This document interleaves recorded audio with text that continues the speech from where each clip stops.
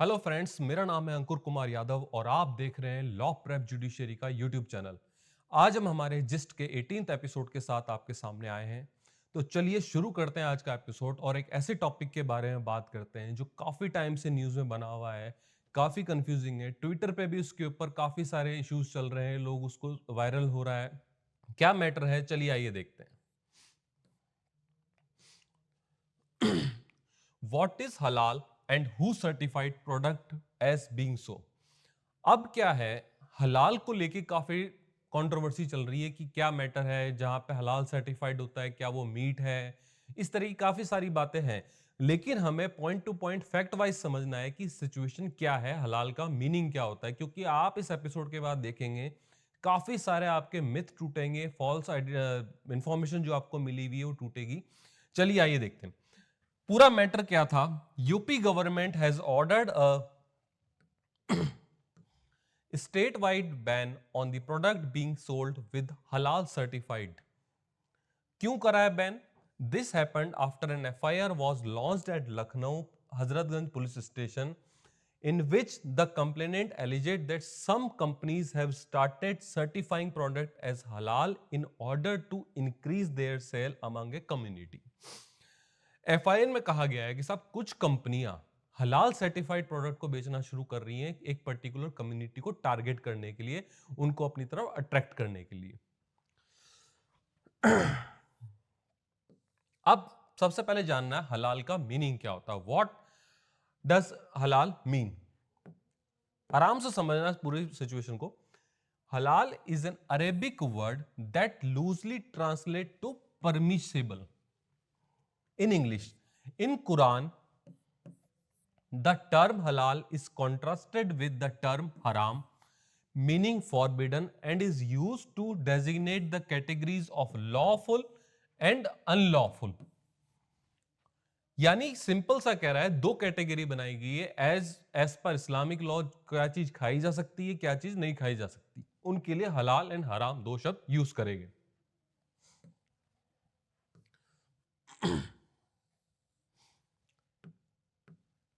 The term is particularly associated with Islamic dietary laws to refer to food that is procured, processed, and traded in compliance with Islamic belief. यानी ऐसी कोई भी खाने की चीज जिसको इस्लामिक बिलीफ के अकॉर्डिंग प्रोसेस किया गया है, प्रोक्योर किया गया है और आगे ट्रेड करा गया है, उसके लिए टर्म काम में लिया गया। आगे इसमें बात होती है, it is similar to the kashrut dietary rules followed by the orthodox Jews.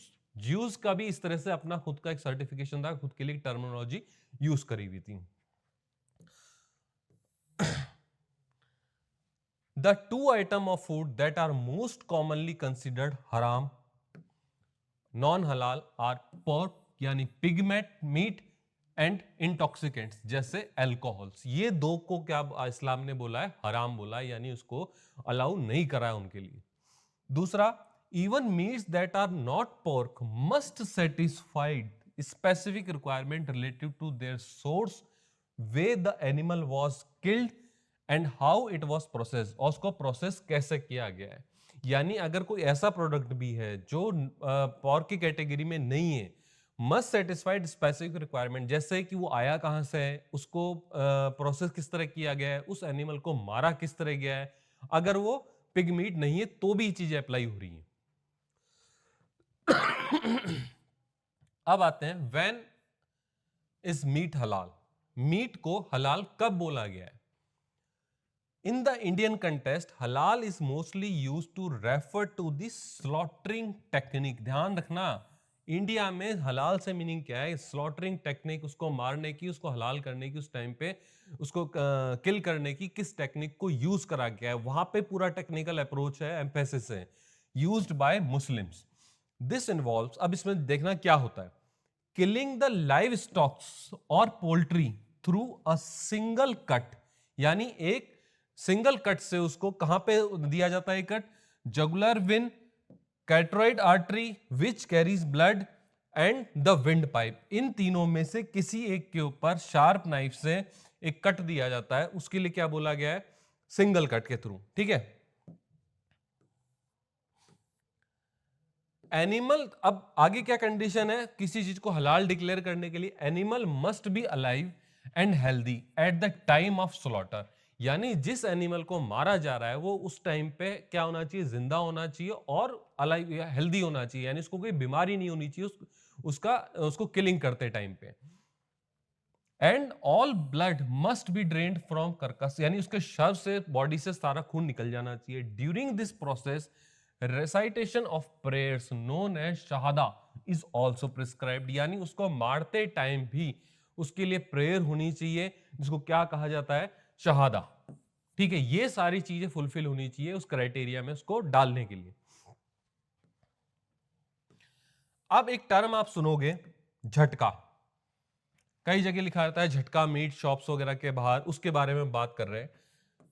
ये होता क्या है, preferred by many Hindus and Sikhs which involve delivering a powerful single blow to the back of the animal's neck, उस animal के back पे single एक तेज hit करा जाता है उसको किल करने के लिए। झटका specifically involves stunning animals prior to slaughter, a practice that is not allowed in Islam. ध्यान रखना, झटका इस्लाम के अंदर अलाउ नहीं है, क्योंकि उसके लिए क्या करा जा रहा है, उसको उसके बैक पे सडनली उसको एक तेज हिट करा जा रहा है उसको किल करने के लिए। most muslim most meat shops owned by muslim announce their product as halal। ठीक है, जो मुस्लिम्स की शॉप है वो अपने प्रोडक्ट को क्या बोल रहे हैं, हलाल। Whereas those owned by Hindus और Sikhs declares themselves as jhatka establishments. ये बेसिक डिफरेंस है। वो कह रहे हैं हमारे यहां जो मीट बिक रहा है वो किसको सर्टिफाइड है, किस कंडीशन को फुलफिल कर रहा है, हलाल को। और जो हिंदू और सिख्स की शॉप्स पे जो मिल रहा है उसके लिए क्या बोला जा रहा है कि झटका प्रोसेस के थ्रू उसको किल करा गया है।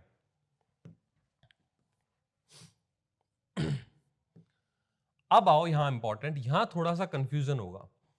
Can non meat product also भी हलाल, यानी जो प्रोडक्ट मीट नहीं है क्या वो भी हलाल कहा जा सकता है? Despite the popular usages mention in above, halal simply means permissible. Simple सा मीनिंग है हलाल का, जो परमिसिबल है as per Islamic law. This does not have do with meat at all, इसका मीट से कोई लेना देना नहीं है, यानी ये सिर्फ ये बता रहा है क्या परमिसिबल है क्या इम्परमिसिबल है। So vegetarian food would be generally considered permissible और halal unless it contains alcohol. अगर उसमें अल्कोहल नहीं है तो इस्लाम कहता है वेजिटेबल फूड भी अलाउड है, परमिसेबल है, हलाल है। अब आगे आता है the meaning can also be go beyond and technically go beyond food and technically any consumables, यानी कुछ भी खाने पीने की चीजें item can be deemed halal और haram depending on whether they are product in accordance with Islamic law. यानी खाने पीने की जितनी भी चीजें हैं अगर वो एज पर इस्लामिक लॉ है तो उनको हलाल डिक्लेयर करा जाता है, नहीं है तो वो नॉन हलाल कहलाती है, हराम कहलाती है इस्लाम के अंदर। और हमने देखा कि इस्लाम किन किन चीज़ों को हलाल सर्टिफाइड कर रहा है, जो उसके एज पर उसके वेजिटेबल्स के अंदर जो उसमें अल्कोहल नहीं हो और एज पर इस्लामिक लॉ उनको कंसीडर करा जाए। तो अब एक एग्जांपल लेते हैं। Medicine often use animal by product to create casing और कैप्सूल्स। कई बार कैप्सूल के ऊपर जो केसिंग आती है लंबी से, हम देखते हैं इसके अंदर दवाई भरी होती है, उस कैप्सूल्स की केसिंग बनाने के लिए एनिमल्स के बाय प्रोडक्ट का यूज होता है। The halal haram consideration would be important in such situation as Muslim do not want to consume capsules containing pig fat। यानी अगर ऐसी कोई भी केसिंग या ऐसी कोई भी केमिकल जिसके अंदर पिग फैट यूज करा जा रहा है, इस्लाम उसको हलाल नहीं मानता, उसको एज पर परमिशेबल नहीं मानता।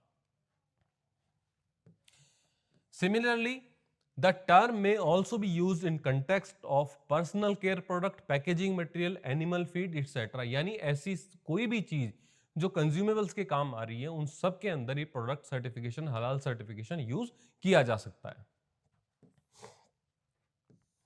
अब आते हैं what are halal certificate, who issue them, इसे इश्यू कौन करता है। Halal certificate simply tell a consumer whether a product meet the requirement for being considered halal or not. They do not indicate the presence of meat. ये ध्यान रखना, ये कहीं से भी इस चीज को इंडिकेट नहीं करता कि उसके अंदर मीट है या नहीं है। ये सिर्फ एज पर इस्लामिक लॉ क्या चीज परमिशेबल है, क्या चीज इम्परमिशेबल है, उसको डिफाइन करता है। आगे कह रहा है India does not have an official regulator for the certification of halal products. Rather, there are various halal certifying agencies that provide companies, product or food establishment halal certifications. तो ये ठीक उस तरह से आप समझ सकते हो जैसे हमारे यहाँ FSSAI है जो फूड प्रोडक्ट को लाइसेंस देता है उनको सेल आउट के लिए, उनके परचेज के लिए, उनके प्रोसेस के लिए। उसी तरह हलाल सर्टिफिकेट इस्लामिक लॉ के अकॉर्डिंग बताता है क्या चीज परमिशेबल है, क्या चीज इम्परमिशेबल है। ठीक है, तो आपको इसमें बेसिक चीजें ये ध्यान रखनी है कि क्या हलाल सर्टिफिकेशन होता है, क्या हमारे इंडिया के FSSAI का सर्टिफिकेशन क्या है। ठीक है, तो आज के हमारे इस एपिसोड में इतना ही। एक नेक्स्ट एपिसोड में मिलेंगे एक नए टॉपिक के साथ। तब तक के लिए इस एपिसोड को शेयर कीजिए, लाइक कीजिए। मिलते हैं एक नए एपिसोड में।